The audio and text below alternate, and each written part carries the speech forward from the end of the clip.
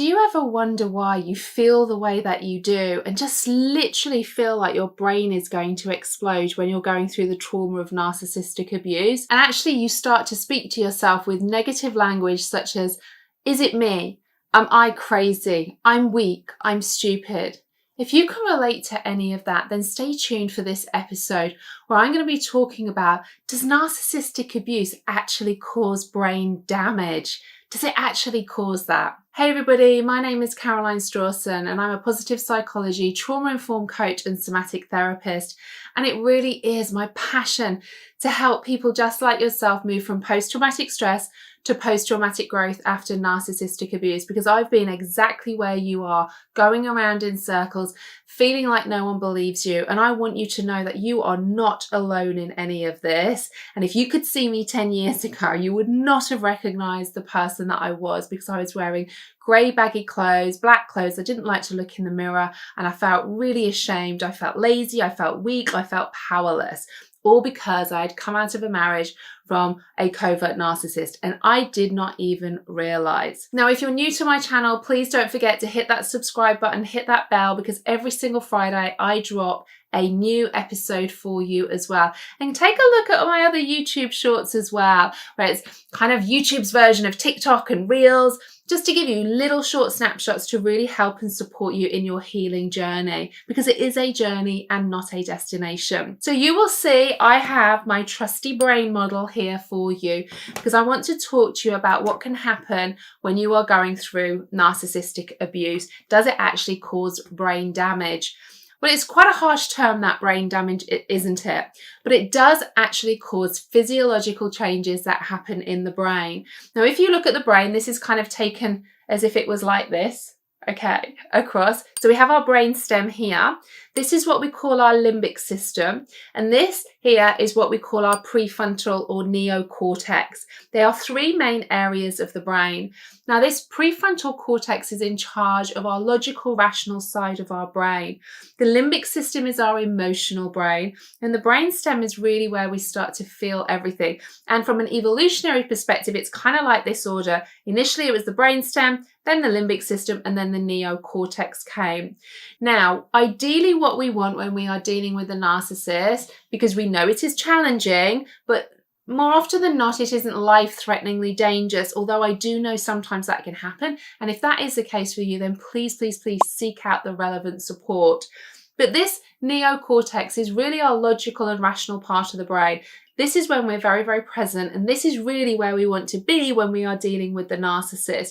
That does not mean we don't recognize that the narcissist is really, really challenging, but it means the narcissist then no longer triggers us to go into our emotional part of our brain. Now, when we've been through trauma, what happens is in this limbic system, we have two main structures called the amygdala and the hippocampus. Now, the amygdala is our fear center. It's like our internal smoke detector system. So you know when you're in your home and you have a smoke detector, it's not kind of going off all the time, but it's almost like smelling out for levels of smoke to kind of set that alarm system going. And the amygdala is just the same. It's literally scanning for cues of not just safety, but also danger as well. Then we also have something called the hippocampus. Now, the hippocampus is our long-term memory center. And what can happen is when we are experiencing things as we're kind of going through our life on a day-to-day basis, normally what happens is those events, those memories start to go through the hippocampus and get time-stamped into the past, so that the next moment, the next day, we can remember and not relive. Now, when we've been through trauma, and remember, when we found ourselves in narcissistic relationships, that could be from parents to partners, normally this goes back to our childhood where we have experienced some kind of childhood trauma. Now, before I get loads of you saying I had a great childhood, I'm talking about things like attachment wounds, things like our family of origin, all about our perception of our parents and caregivers' behavior. So for instance, you may have had divorced parents. That is still childhood trauma, because very often then as a child, we will think, my parents have split up because of me. And if we don't have a caregiver or parent that really installs in us a healthy sense of self, we turn the finger back to ourselves and we start to create beliefs about ourselves. Because between the ages of 2 and 7, that is when the beliefs about ourselves are being made. Equally, it could be something where abuse is present. And if that is present, for instance, again, a child will always look to themselves. It's my fault. And they will think that they're unlovable, they're not worthy, and that is why it is happening. It's happening because of them, not actually to them. Because of course we know things like this are never a reflection of the person it's happening to. But as children, we receive that behavior from adults in a way that we perceive it that it's because of us. Now, what happens with our hippocampus then and our amygdala when we have experienced childhood trauma and those elements are ongoing, we start to get physiological changes that start to happen within the brain. So the amygdala starts to increase in size and the hippocampus starts to shrink.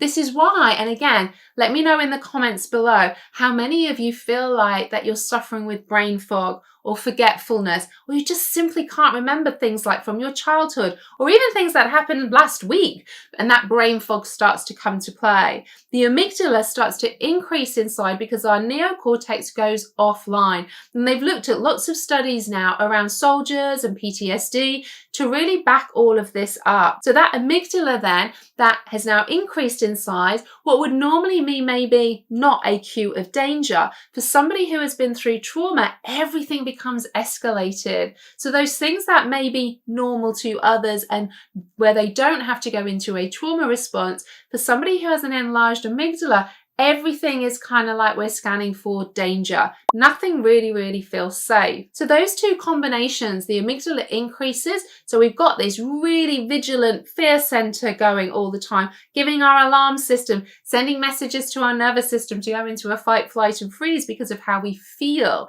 around the narcissist behavior. And the hippocampus starts to shrink, which is often why we get brain fog.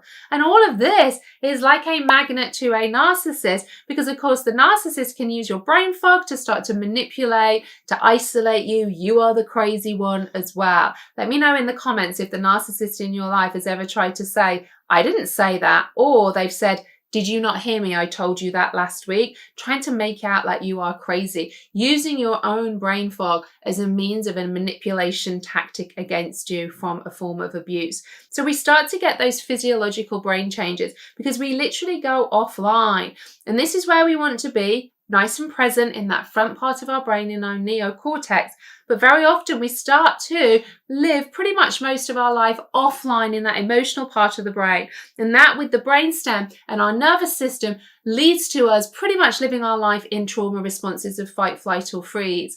Normally when we're really in that relationship with a narcissist, we're in that freeze response because it feels dangerous to feel angry. Because if you are angry at the narcissist, what are they going to do? They're going to manipulate you and abuse you even further. So again, your brain even is doing all of the right things to try and protect you in that moment. All of these elements are changes that are happening within your brain, within your body, your nervous system, all the time trying to work for you. So in some respects, narcissistic abuse and trauma does cause an element of brain damage, but that's a really big sentence to make. These are physiological changes that can be reversed when we start to work with a bottom-up approach. So that means using somatic tools. So I use things like somatic experiencing, EMDR, brain spotting, IFS, so that we can really work from the bottom up.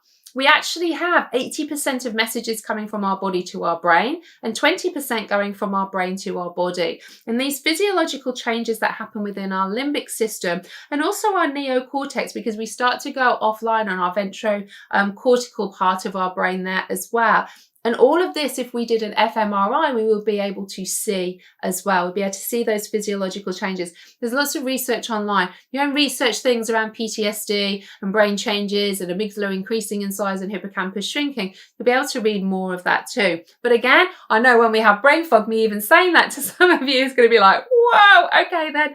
But I wanted you to know that it isn't your fault. So if you are finding yourself feeling really foggy, feeling like you can't remember anything, really having a lack of focus, I used to sit there literally flicking with the TV all of the time as well, literally doing that because my body was literally on edge all of the time. I love reading. There's a load of books right in front of me there. And literally I'd start to read a couple of lines and I wouldn't be able to do that. My mind would be wandering and I wouldn't be able to stay focused. These were all the physiological changes that were damaging my brain, but they were all reversible because now I have worked somatically in my body. And one of the key things is that I knew that I wasn't on my own. I needed to find friends, community to support me to make sure, because healing occurs in safe relationships. This is one of the key factors in my Thrivers community. This is my really ultra low cost membership. It's only £6 or $7 a month with no tie-in. You get Q&As with me every single week. And we've got over 1,000 women in there now, where it's really important for people just like yourself to know that you aren't on your own. And I go live every week where you can come and ask me any questions. If you want to know any details, I'll pop the link in the show notes for you below. So I'd love to welcome you to come in there. So you can ask me real-time questions in there as well, rather than just watching the videos. So all of these changes that happen in your brain have happened because your brain is adapting, or shall we say maladapting, to the surrounding environment and people's behavior. But all of these can be reversed, especially if we're doing somatic healing, so we can start to reverse those physiological brain changes that happen too. So yes, we can have damage to the brain, but damage that is reversible for you. And I love, love, love teaching you about this stuff. It's really important, really, to help educate you so you can start to understand why you actually feel the way that you do as well. It's important for you to know it's not your fault. You're not on your own in any of this. I know it can feel like this long, dark tunnel. So please use me as a light. Don't forget to hit that subscribe button. Don't forget to hit that bell so you don't miss any of my videos. I really want you to know that you're not on your own, that I believe you, and that all of these things that you are thinking and feeling, I have been there and felt them myself. And I want to validate you with where you are right now. I'd still love you to come and join Thrivers as well, because I don't want you to just survive. I want you to thrive after the trauma of narcissistic abuse. I want you to step into post-traumatic growth. So we have your brain. There may be some physiological changes, but they can be reversed. Don't just think where you are right now is where you're going to stay forever. But it does take intentional work, because time doesn't heal narcissistic abuse. You do have to be intentional with that somatic work as well. So take care. I hope that really helps you understand why the brain fog is there, why you feel really, really hypervigilant and really scanning for those cues of danger. Your brain, your body, your nervous system are doing a wonderful, wonderful job because of your past experience in the perception of all of those as well. But you are safe right now. We need to work and process that through the body so you can feel nice and present, because life can be wonderful. And I want you to have an amazing, joyful, connected, loving life ahead of you, because it is possible. Take care, my friends, and I'll see you on the next episode.